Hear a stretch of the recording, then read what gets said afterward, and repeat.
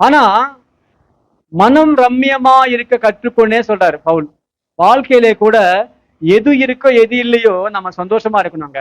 நம்ம சந்தோஷம் நகைக்காக, ட்ரெஸ்ஸுக்காக, சாப்பாட்டுக்காக நம்ம இழக்கவே கூடாது.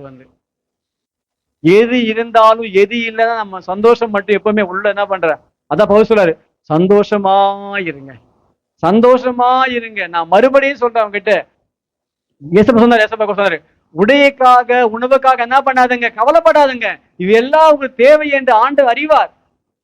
இன்னைக்கு என்ன பண்றா மனுஷன் அவங்க கல்யாணத்துக்கு போகணும், நல்லா சாரி எனக்கு இல்லவே இல்லை, நான் எப்படி வருவேன்னு தெரியல, எனக்கு அடுத்த வாரத்துக்கு இன்னைக்கே புலம்ப ஆரம்பிச்சிருவாங்க.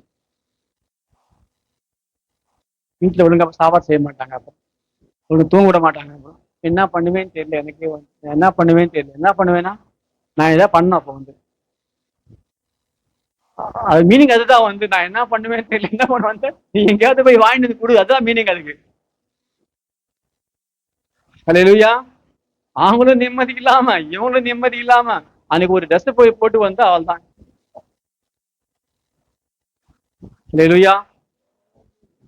இவன் எதையும் கேட்க மாட்டான், எதையும் கேட்க மாட்டான். ஆனாலும் ஒரு விஷயம், அவன் கேட்காமலே அவனுக்கு அதுக்கு வாங்கி கொடுத்தா எதுக்குமே வாங்கி கொடுக்கும். அதுதான் சில பேர் அப்படிதான், லக்கத் தான். அங்க எங்கேயும் வந்துட்டு தெரியும் அவனுக்கு. அப்போ பிறனுடைய பொருளை என்ன பண்ணாத இச்சையாது இருப்பாயா. இப்ப என்ன செய்யறான், அவன் இச்சத்தினால்தான் என்ன செய்யறான், அது கொண்டு போறான் பெட்டி. பைபிள்ல கூட பாருங்க, ஆமான ஒருத்தர் இருந்தான் இயேசுவா காலத்துல. ஆகி பட்டம் யுத்தம் பண்ண போறாங்க. இப்போ எல்லாம் தோத்து போயிடுறாங்க. போய் தோத்து போன உடனே என்னடா பிரச்சனை, எது தோத்து போயிட சொல்லி யோசுவா அழுகுறான், புலம்புறான். என்னன்னு கேட்ட ஆண்டு சொல்றாரு, நீ புலம்பாத, என்னது ஆயி பட்டணத்துல சாப தீட்டான்னு என்ன பண்றான் ஒருத்தன், ஒரு நெக்லஸும் ஒரு செயினும் ஒரு பேஸ்லைட் என்ன செய்யறான், கொண்டு வந்திருக்கான்.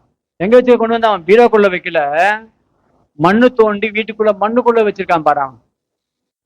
அப்போ ஆண்டவர் அந்த மனுஷனுடைய அந்த சாப தீட்டானது எது தேவனுக்கு பிடிக்காதோ அது கொண்டு வந்துட்டான். அது கொண்டு உள்ள வச்சதுனால இப்போ ஆண்டவர் கோபம் அங்க நிறைய பேர் இறந்து போயிட்டாங்க. இறந்து போன யோசுவாக்கு ஒன்றும் புரியல, நம்ம ஏன் இப்படி தோத்துட்டோம், ஏன் கர்த்தர் இப்படி ஒப்பு கொடுத்தாருன்னா ஆண்டவர் சொன்ன வார்த்தை அவங்க கேட்கல, ஒரு மனுஷன் கேட்கல.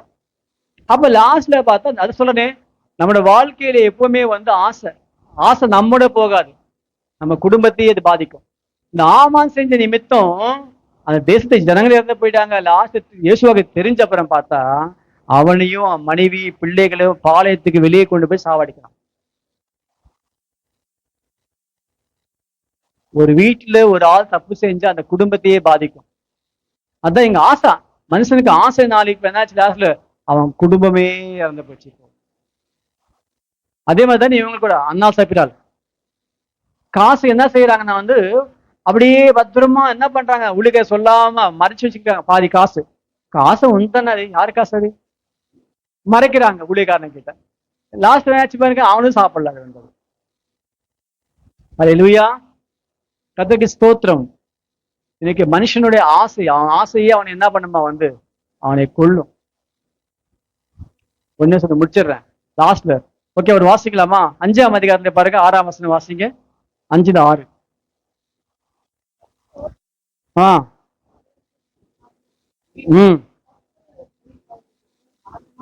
இங்கே பெலிஸ்தீனுடைய தேசத்திலே ஆண்டவருடைய கோபாகினி இறங்குது இப்போ. ஏன்னா இஸ்ரவேல் ஜனங்கள் அங்க தப்பு செஞ்சாங்க, ஆண்டவர் அவங்களுக்கு கொடுத்தாரு பனிஷ்மெண்ட். 1. 2வது அப்பா இல்ல அவர்.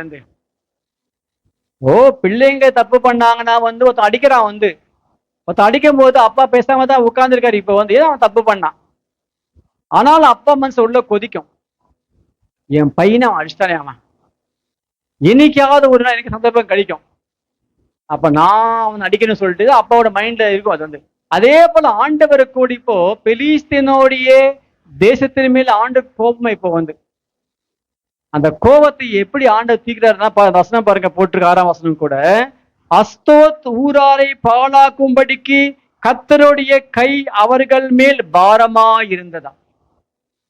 அப்படின்னா அந்த தேசத்தின் மேலே ஜனங்கள் மேலே இப்போ பாரமா இருக்கு, அப்புறம் அவனுக்கு கஷ்டமா இருக்கு. அந்த பெட்டி அங்க போனதுனால அவனுக்கு கஷ்டமா இருக்கு. சில பேர் நம்ம வீட்டுக்கு நம்மளா போய் கூட்டு வந்து வீட்டுக்குள்ள வச்சுப்போம். ஏண்டா கொண்டு வந்து வச்சோம்னு நினைக்கிற வரைக்கும் அவன் என்ன பண்ணுவான், நம்மள வந்து எப்படா இவன் வெளியே போவான்னு சொல்ற வரைக்கும் நம்ம மனசை ஆக்கிடுவான். தெரியாம நம்ம கொண்டு வந்து வச்சுட்டாமே அப்படியே விட்டுக்கலாம். அப்பவே அவனை அந்த லெவலுக்கு நம்மளை கொண்டு வந்துடுவாங்க. சில பேர் வருவாங்க வீட்டுல, காலையில நம்ம ஏதோ சாப்பிடுவோம், என்னங்க பூரி செய்யல, கிழங்கு செய்யல, நம்மளே பழைய சொல்லி சாப்பிடுவோம், இது இட்லியோ தோசை சாப்பிட போயிட்டே இருப்போம். வரவர் கேட்க மாட்டான், தங்கிட்டு அவனை கட்டில் தரணும் படுத்து இருக்கு, நம்ம கீழே படுத்துக்கணும். கட்டில படிக்க வச்சவரு காலையில சொன்னா கேட்பாரு, பூரி கேட்பாரு, பூரி இருக்குங்க கட்டியா, என்னது மசாலா. மத்தியானம் சாப்பாடு கொஞ்சம் கறி, சாம்பார், கொஞ்சம் ரசம், கொஞ்சம் தயிர். நம்மள சொல்லுவான், நம்ம சொல்றாங்க, நம்ம மாட்டாங்க இல்லையா கிட்ட, நாங்களே ஏதோ 2 கரண்டி மாவு இருக்கு, சாப்பிட்டு சாக போறோம், நீ வந்து என்னன்னா வந்து தோசை கொண்டு வா, தோசை கொண்டு எங்க கொண்டு வந்து போயிட்டு அத மாதிரி நம்ம வீட்டுக்குள்ள உட்காந்துக்கிட்டு நம்மளை ஒரு வழி ஆக்கிடுவாங்க ஆளுங்க. ஏதோ நமக்கு நன்மை செய்ய நம்ம கூட்டு வருவோம், நன்மை செய்ய மாட்டாங்க நம்மள வந்து அவங்க நமக்கு தீமையாவே இருப்பாங்க. போதுண்டா சாமி நீ போனா போதும், அந்த வழி நம்ம ஆக்கிடுவாங்க ஆளுங்க. அல்லேலூயா. நான் வந்து எந்த ஊருக்கு போனாலும் யாரு வீட்டுக்கு போனாலும் சரி, வாங்க பாஸ்டர், நம்மளை வந்து அது அன்பா நம்ம ஏற்றுக்கொள்ளணும். ஏற்றுக்கொள்ளணும் நம்ம அது மாதிரி அங்க என்ன பண்ணணும், வந்து யாருக்கு பாரமா இருக்கக்கூடாது. பவுல் கூட பாருங்க, ஊழியத்துல கூட அவர் எந்த வீடு தங்கினா கூட வேலை செய்வார். அவங்க வேலை செஞ்சு அங்க தங்குவதை தவிர பவுல் வந்து, நான் பாஸ்டர் நீங்க சாப்பாடு போடுங்க எனக்கு சொல்லிட்டு யாருக்குமே பவுல் பாரமா இல்லை. அல்லேலூயா.